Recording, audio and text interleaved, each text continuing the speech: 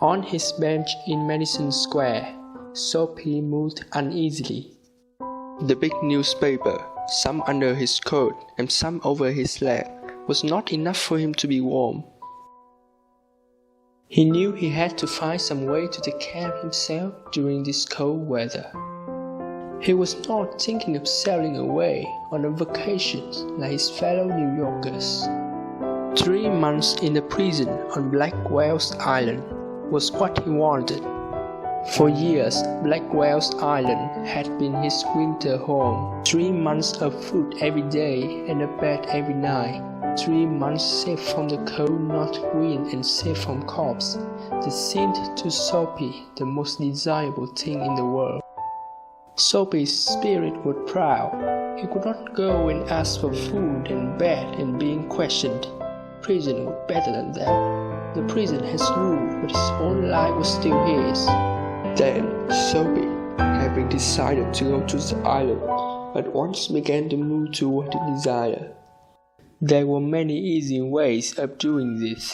The most pleasant way was to go and have a good dinner at a fine restaurant.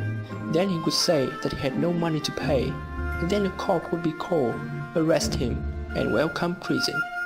But as Sophie put his foot inside the restaurant door, the head waiter saw his broken old shoes and the torn clothes. Strong and ready hands turned Sophie around and moved him quietly and quickly outside again. It didn't seem so easy. He must think of some other way. Stopping at a wide glass window shop, Sophie picked up a big stone and threw it through the glass. What's the matter with this? Do you think I have done it? But the cop's mind could not consider Sophie. Men who break windows do not stop there to talk to cops. They ran as fast as they can. Hey, stop!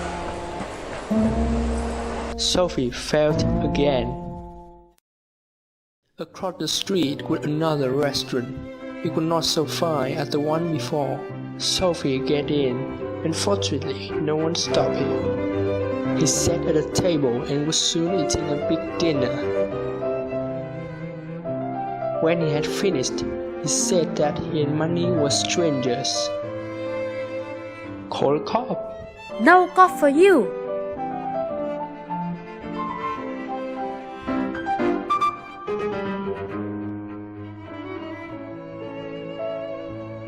Sophie was sad. Prison seemed to be a happy dream that was so far away. Travel almost half a mile. Sophie tried again.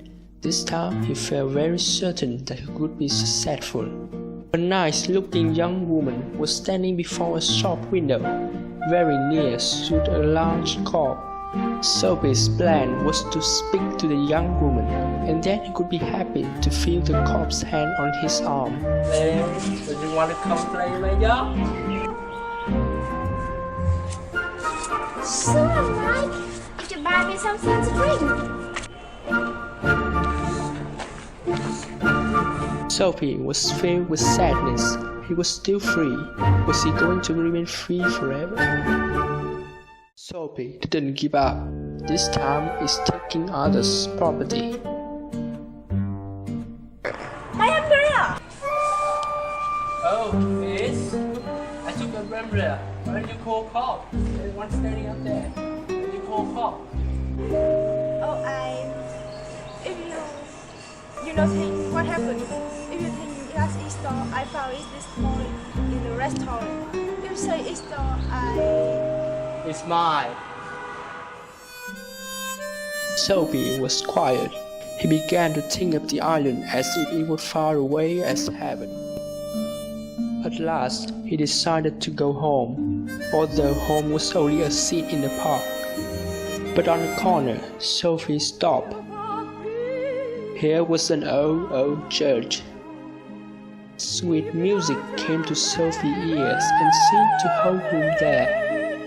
He had known this Anthem well long ago, in the days when his life contained such things as mothers and flowers and ambitions and friends and immaculate thoughts and colors. A wonderful change suddenly emerged in his soul. He saw with sick fear how he had fallen. He saw his greatest day. He drowned his eyes with death hopes, the lost power of his mind. No, he could not be like this. He could find to change his life. He could prove himself up that sweet music had changed him. Tomorrow he could find work. He was young enough. He could build his life again. He could... What are you doing here? Nothing. Let them alone. 3 months on the island, said the judge to Sophie the next morning.